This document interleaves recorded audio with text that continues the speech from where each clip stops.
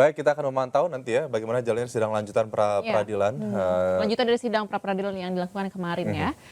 Dan pemirsa, informasi selanjutnya adalah kembali bertugas sebagai jurnalis. Aiman Wicaksono mengundang sejumlah politisi dan ahli untuk berdiskusi terkait dugaan penggelembungan suara yang terjadi di Pilpres 2024. Ya, dalam dialog di program Rakyat Bersuara ini, Wakil Deputi Kinetik Teritorial TPN Ganjar Mahfud Adiana Pitupulu menyebut ada kejanggalan yang dialaminya saat penghitungan suara di sejumlah TPS di Bogor. Kemarin sekian, ini Adian nih, bukan Pilpres. Ngitung angkanya lebih dikit, kertas suaranya lebih dikit dibandingkan Pilpres. Kenapa hari ini sekian, jam 8 pagi sekian, jam 5 sore turun.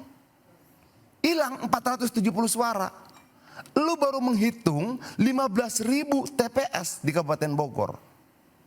Dengan 9 orang caleg DPR RI, berubah dalam waktu 6 jam, suara gua turun 470 suara.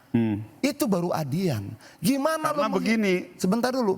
Artinya bahwa gini, kalau kemudian untuk 15.000 TPS saja bisa terjadi itu, mungkin nggak terjadi untuk 823.000 TPS yang lain. Lebih mungkin dong peluangnya, lebih besar dong peluangnya, kan seperti itu. makanya solusinya sebenarnya gampang Bang. Solusinya adalah yuk kita sama-sama kerahkan saksi-saksi kita, pasukan-pasukan kita ikut dalam proses rekap perhitungan manual. Gini, man. Itu tanggung jawab partai politik. Ada tanggung jawab negara. Bisa nggak gua bilang bahwa seluruh angka yang sudah dipublikasikan oleh Sirekap itu hoax? Kalau itu bisa dikatakan, bisa nggak dikatakan negara menyebarkan hoax? Bisa nggak? Oke, kalau bisa dikatakan negara menyebarkan hoax, buka undang-undang ITE. Ada sanksinya loh. Kalau buka misalnya, undang-undang penyebaran kebohongan publik, ada sanksinya loh.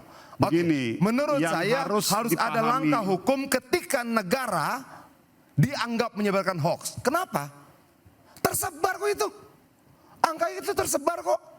Iya, betul. Gitu loh. Artinya Terus ini menjadi kepentingan lebih besar lagi bahwa harus ada langkah politik parlemen.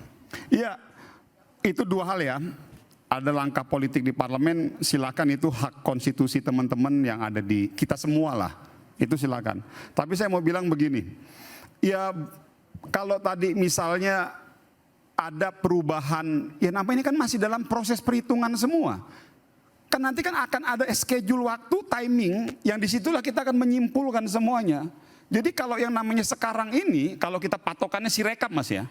Kalau kita mau menjadikan Sirekap sebagai patokan, ya itu pasti akan fluktuatif karena tadi sudah diakui. Sudah diakui. Kalau MK nggak bisa dipercaya, sudah diakui. KPU dan Sirekapnya nggak bisa dipercaya. Mau tidak mau, rakyat hanya bisa percaya dengan kekuatan dirinya sendiri. Hati-hati loh. Iya, nggak apa-apa. Nah, ini sama loh. Begini Bang, ketika rakyat tidak lagi mempercayai lembaga-lembaga negara.